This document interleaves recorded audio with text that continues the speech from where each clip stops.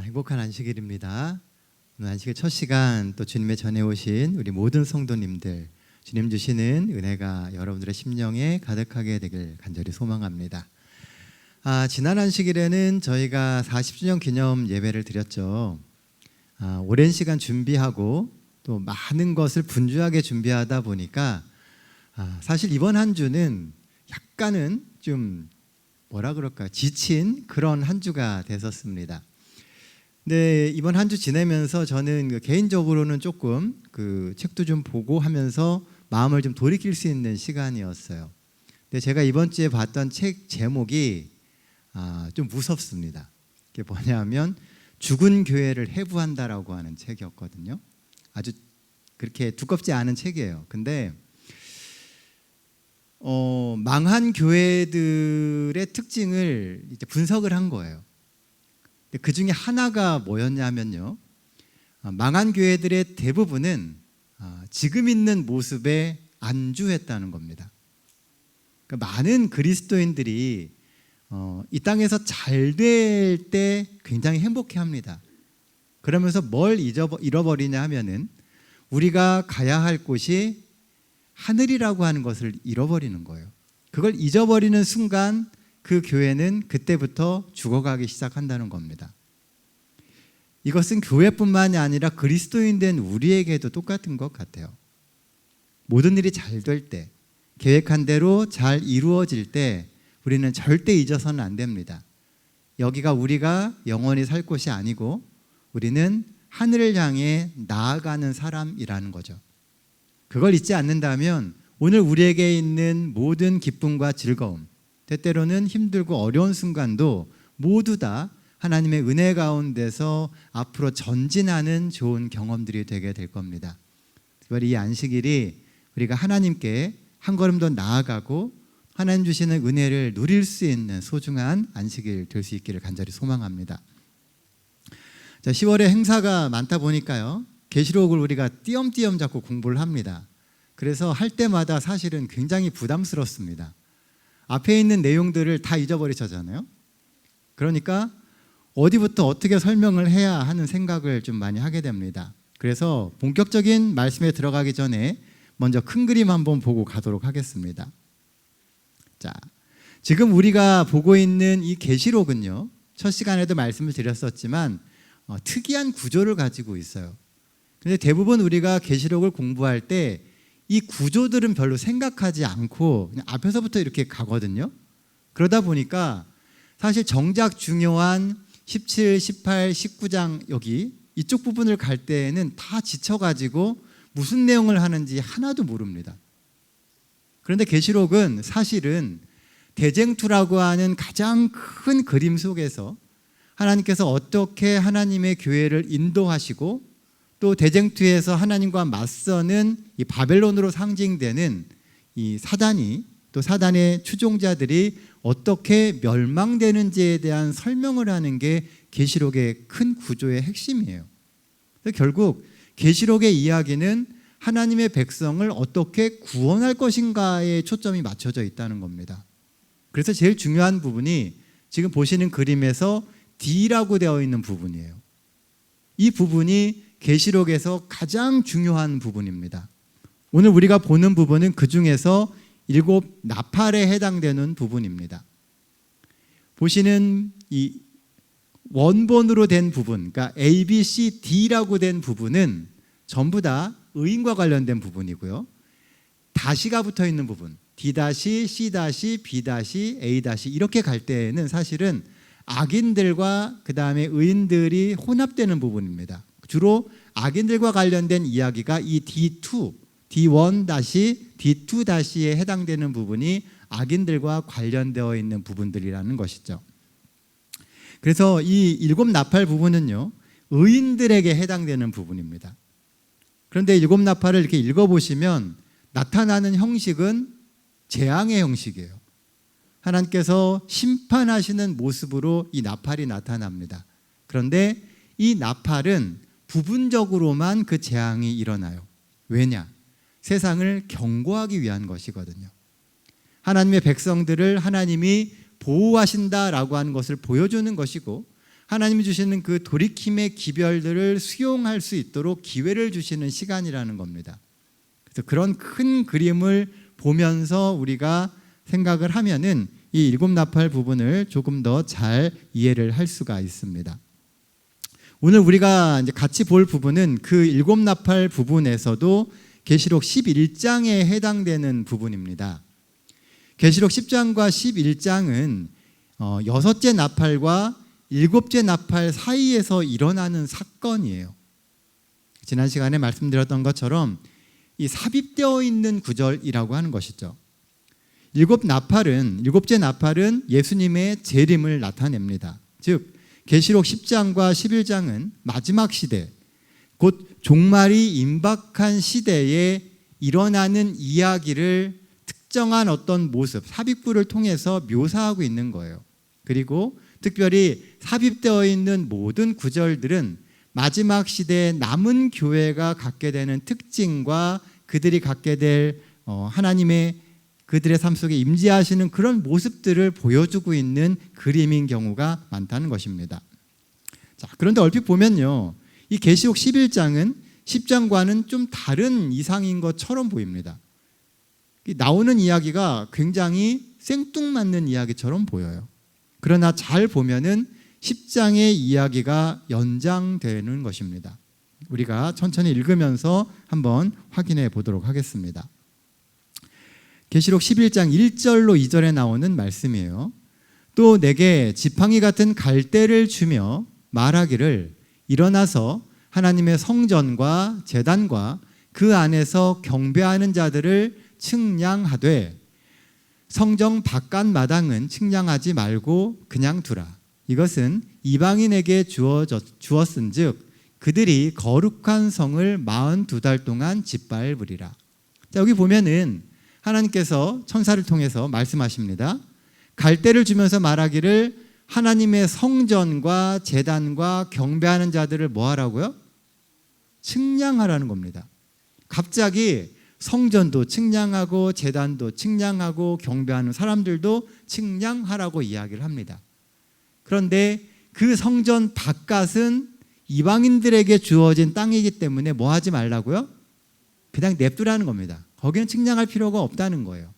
그리고 그 이방인들이 하나님의 거룩한 성을 42달 동안 짓밟을 것이다 라고 하는 것이 1절, 2절에 나오는 이야기예요. 여기 보면은 측량하다라고 하는 단어가 나오는데요. 이 단어는 헬라어로 메트레오라고 하는 단어입니다.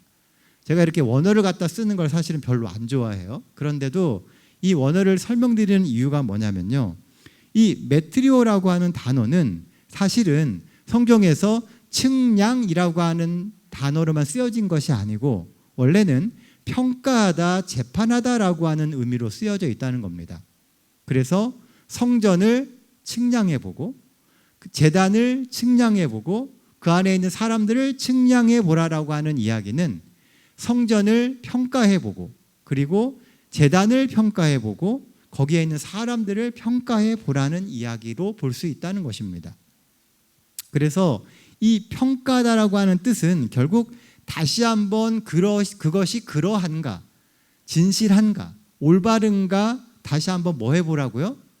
그것을 점검해보라고 하는 하나님의 명령이라고 하는 것입니다. 우리가 지난 시간에 하나님의 말씀들이 입에는 달지만 배에는 쓴 경험을 한다라고 이야기를 드렸죠. 굉장히 이 남은 백성들이 고통스러운 시간을 겪었어요. 그런데 이어져 나오는 말씀이 성전도 측량해보고 그리고 제단도 측량해보고 사람들도 측량해볼 필요가 있다는 거예요. 그 쓴 경험을 통해서 앞으로 무엇을 해야 될지를 이야기해주고 있는 것입니다. 대실망 이후에 재림을 고대하던 무리들은 엄청난 혼란과 실망 가운데 빠지게 됩니다. 그들을 못마땅하게 생각했던 사람들은 일제히 조론과 비난을 쏟아붓기 시작했고요. 믿는 이들 가운데서도 1844년 10월 22일 예수님의 재림이 없었던 그 충격과 허무감으로 신앙을 떠나는 사람들도 엄청나게 많았었습니다. 그래서 뭐 해야 된다고요? 다시 예언해야 된다라고 우리가 10장에서 봤었잖아요. 그러니까 이 같은 이야기가 11장에 지금 나오는 거라는 겁니다.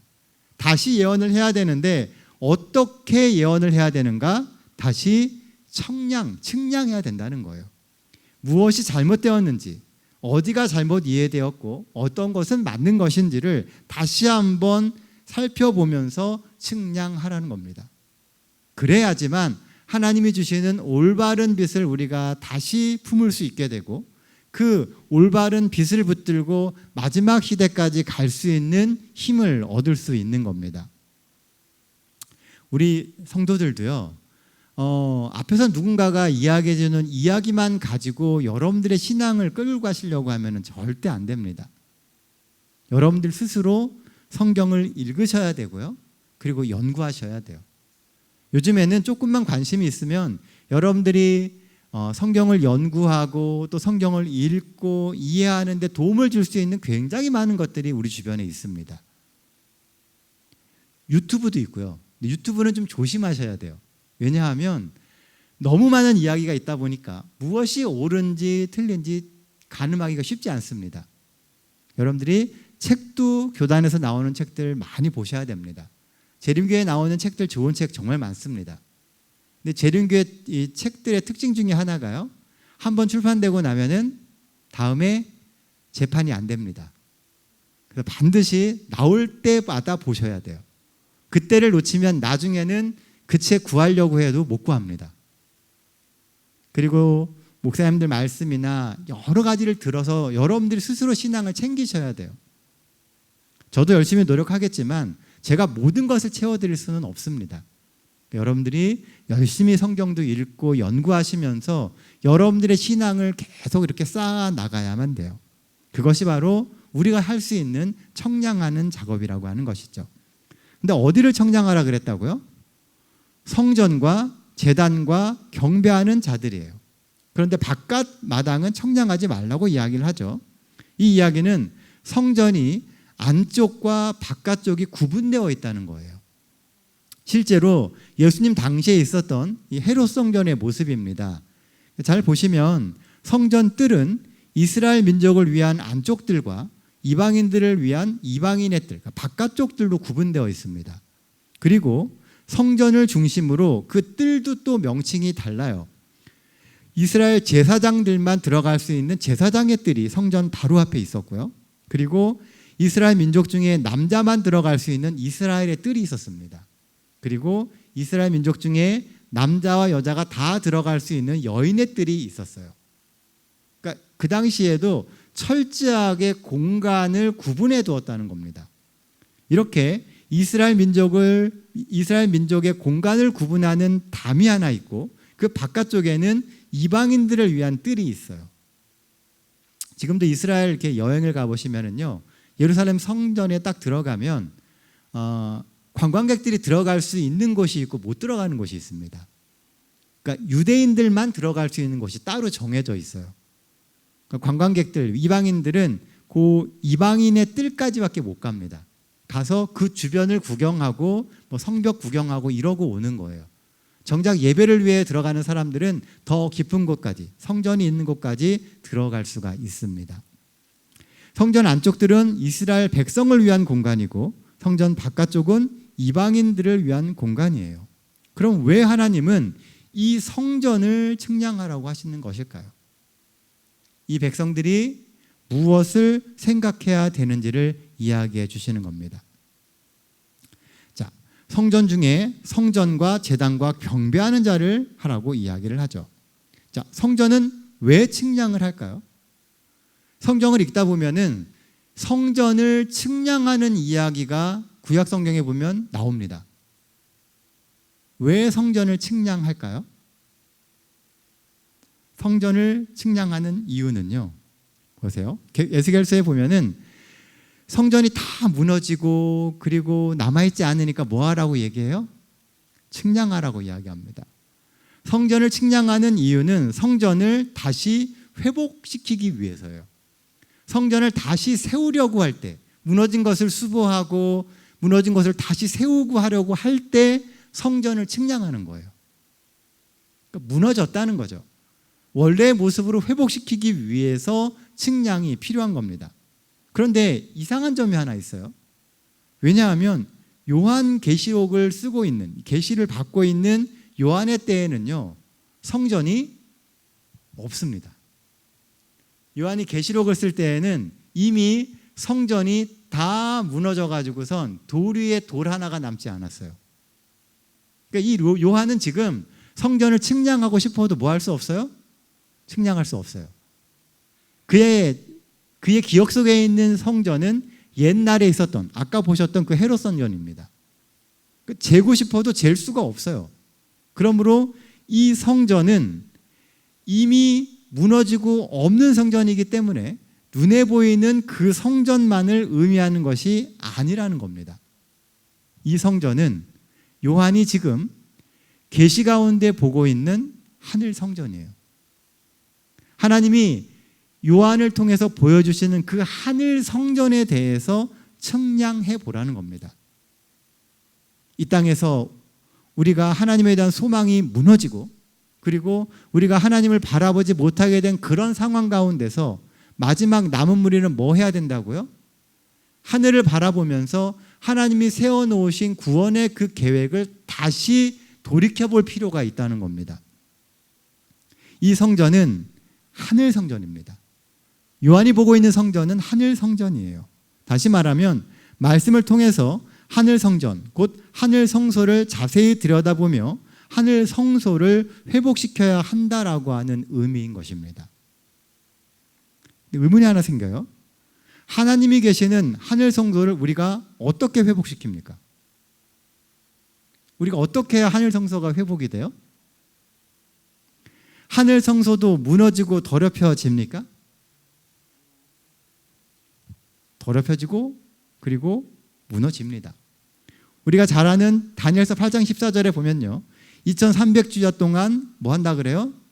성소가 더럽혀지고 2300주야가 끝날 때 성소가 정결함을 받게 된다라고 이야기를 해요. 우리가 알고 있는 그 2300주야 기간 동안에 하나님의 성소가 더럽혀지는 경험을 한다는 겁니다. 실제로 거기가 더럽혀진다라고 하는 의미가 아니고요, 사람들이 그 성소, 하나님이 거하시는 그 성소를 부인하고 그리고 더럽히는 일들을 한다는 겁니다. 언제까지요?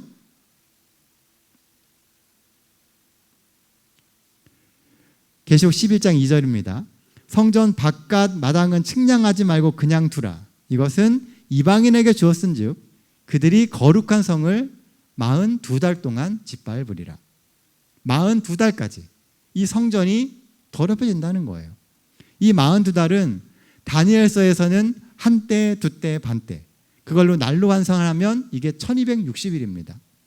1260일은 우리가 다니엘서 공부할 때도 이야기를 했고요, 그 앞에서 계시록을 공부할 때도 사단의 세력이 하나님의 백성들을 핍박하는 기간이다라고 말씀드렸어요. 결국 성전 측량과 성도를 핍박하는 사건은 같은 내용이라는 거예요. 같은 시대에 있게 되는 이야기라는 거죠. 이방인들은 성전을 더럽힙니다. 그리고 하나님의 백성들은 그 더럽힘을 받는 그 시간에 뭘 해야 된다고요? 성전을 측량해요. 이방인들은 하나님이 주시는 하나님의 말씀과 구원을 위한 기별들을 다 더럽혀놔요. 혼란스럽게 만들고, 그리고 그것을 다 부인하고 사람들로 하여금 신앙에서 떠나게 만들고, 그 기간 동안 믿는 자들은 우리가 믿고 있는 바를 다시 살펴보고 바로 세우기 위한 노력을 해야 한다는 것입니다. 세상에서는 1260일, 곧 42달 동안 성도를 핍박하며 사단의 세력이 권세를 누리는 것처럼 보입니다. 하지만 하나님의 백성들은 스스로를 돌아보며 무너진 곳을 바로 세우는 시간을 가져야 함을 의미하는 겁니다. 지금 우리가 살아가고 있는 이 마지막 때도 비슷해요. 우리는 세상이 변해가는 것에 대해서 그들이 살아가는 그 방식대로 우리가 쫓아가서는 안 됩니다. 우리는 우리의 믿음을 돌아보아야 돼요. 그리고 우리가 제대로 가고 있는지, 혹 우리가 놓치고 있는 신앙의 중요한 요소는 없는지, 그리고 오늘 우리가 하나님 안에서 정말 기도하는 하나님의 백성으로 하나님께 나아가고 있는지를 돌아보아야 한다는 겁니다. 이걸 하지 못하면 세상 풍파에, 그 세파에 휩쓸려서 어느 순간 우리 역시도 세상 가운데서 허우적거리게 될 수밖에 없어요. 바벨론 세력이요, 마지막 시대에 하나님의 백성들, 또 세상 사람들을 이렇게 홀려가는 방법이 뭐냐면요, 사람들의 생각을 지배하는 겁니다.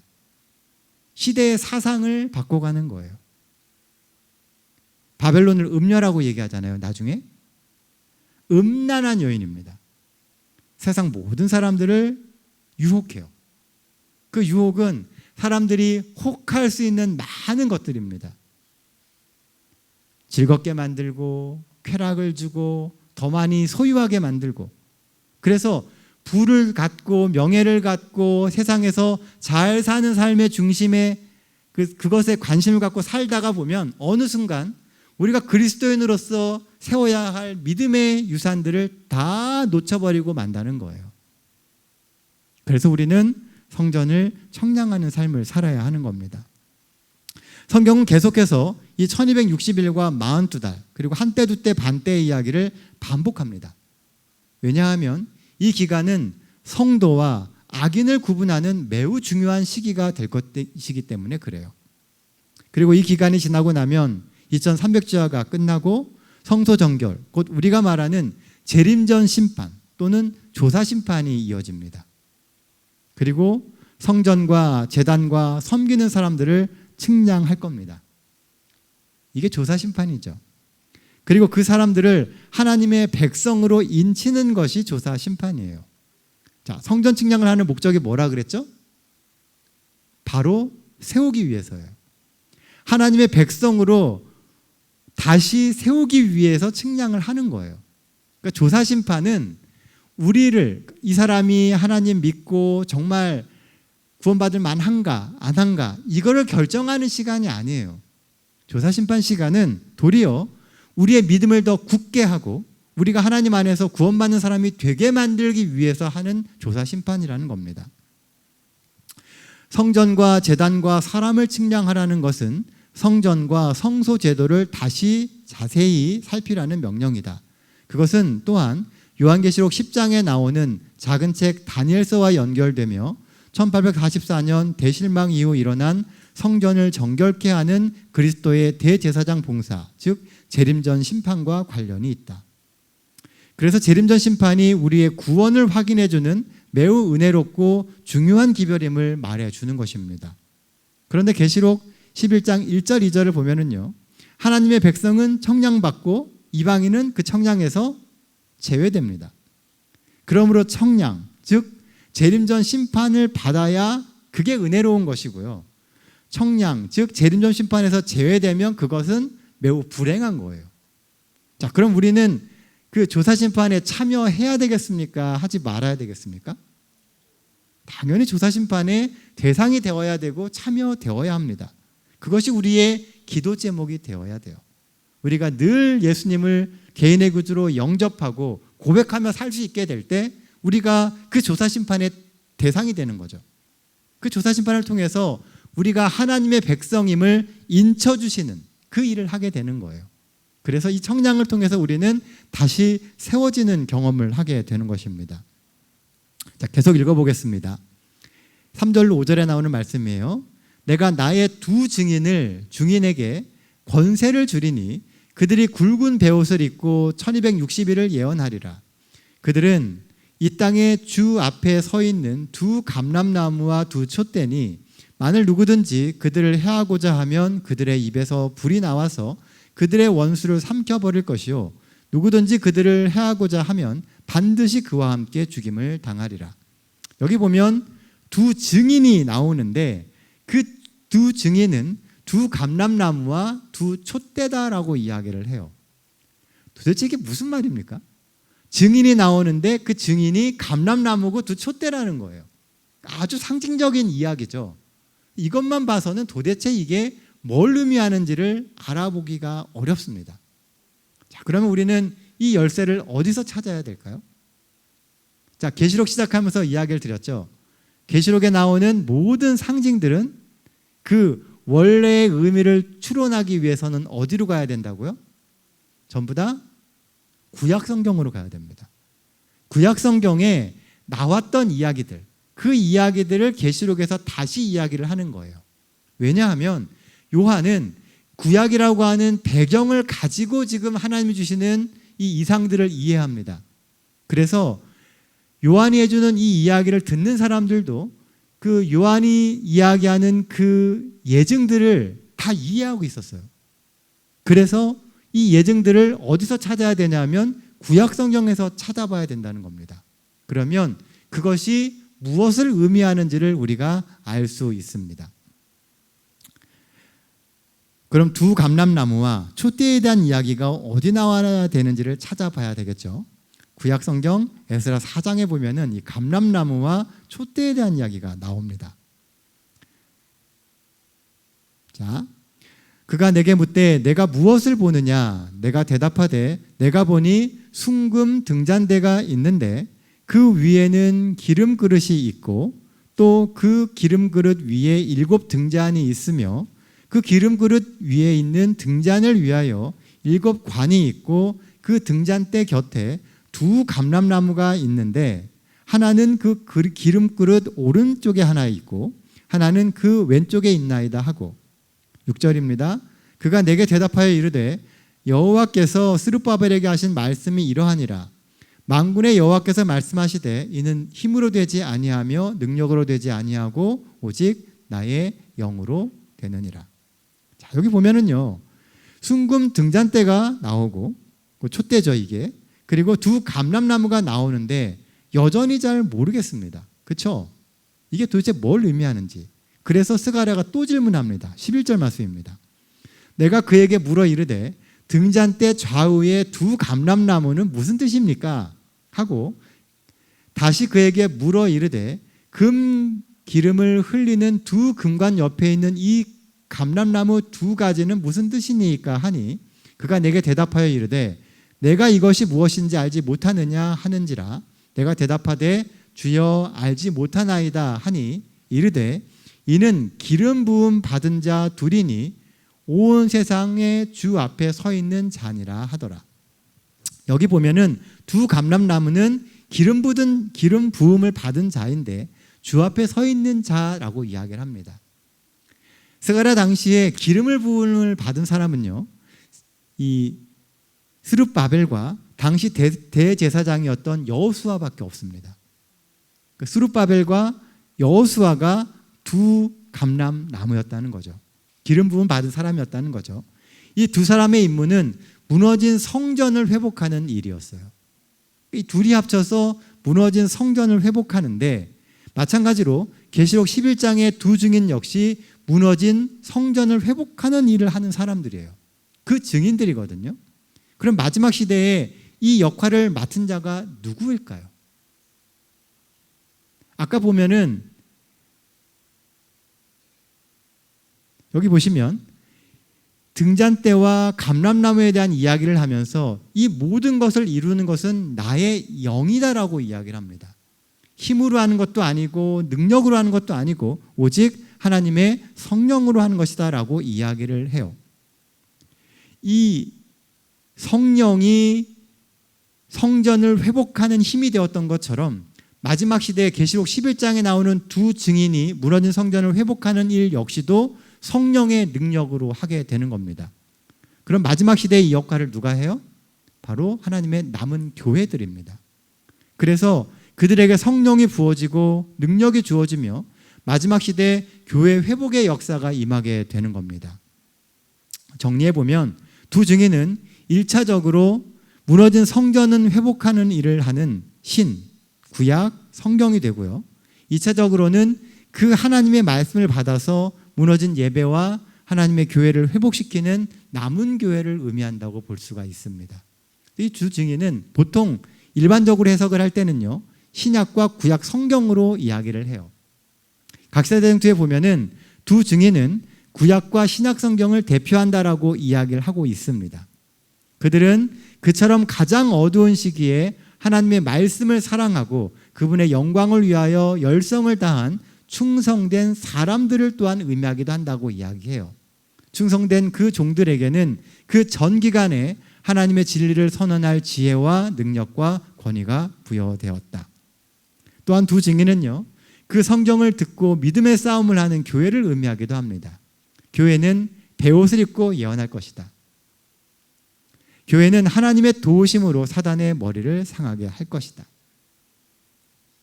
성경의 진리로 세상에 빛이 되는 교회, 하나님의 말씀의 광명으로 답답한 세상에 예언의 진리를 전해주는 그런 교회를 하나님이 준비하셨고 하나님이 기다리십니다. 마지막 시대에 하나님이 우리 교회에게 요구하시는 것은 그렇게 세상에 빛이 되는 교회가 되는 거예요. 단순히 선한 일을 해서 빛이 되는 교회가 아니고 하나님의 말씀의 빛을 비춰주는 교회입니다. 그들로 하여금 무너진 성전을 회복시키며 하나님 안에서 성전으로 거듭날 수 있는 힘을 주는 것이 이 남은 교회의 역할이라고 하는 것이죠. 그래서 남은 교회, 이 남은 무리의 특징이 하나님의 말씀인 성경, 곧 하나님의 계명을 지키는 사람들이라는 것으로 우리가 볼 수 있는 것입니다.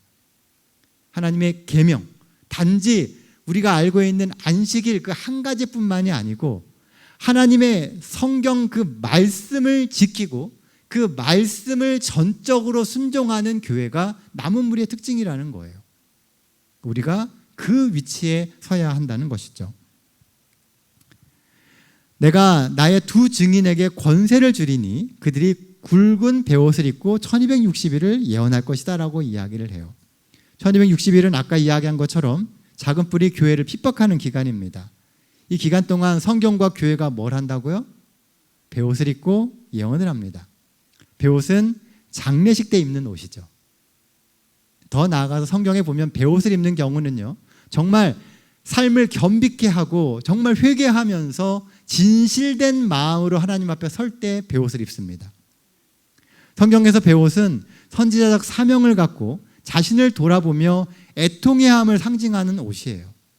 비록 핍박과 고난 중에 교회가 있지만 스스로 겸비하며 하나님의 말씀으로 예언하며 하나님께 소망을 두고 견뎌내고 살아갔음을 의미하는 것입니다.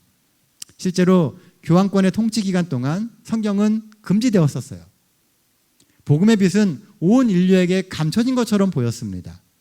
그래서 중세 시대는 온통 암흑과 같이 소망이 없는 시대라고 이야기를 해요. 세계사를 공부할 때도 중세 암흑기라고 이야기합니다. 빛이 없는 시대였어요. 그러나 하나님의 말씀은 그 긴 어둠의 터널을 견뎌냈고 지금까지도 우리의 손에 있습니다. 시간이 많이 지나서요, 말씀을 정리하면서 하나님의 말씀이 오늘 우리 손에 있습니다. 그 말씀이 우리 손 안에서 생명을 유지하고 있습니까? 아니면 죽은 책이 됩니까?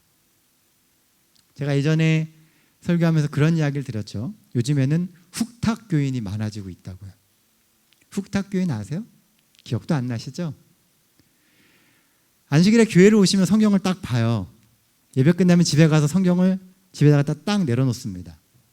또 한 주가 지났어요. 교회 와야 되잖아요.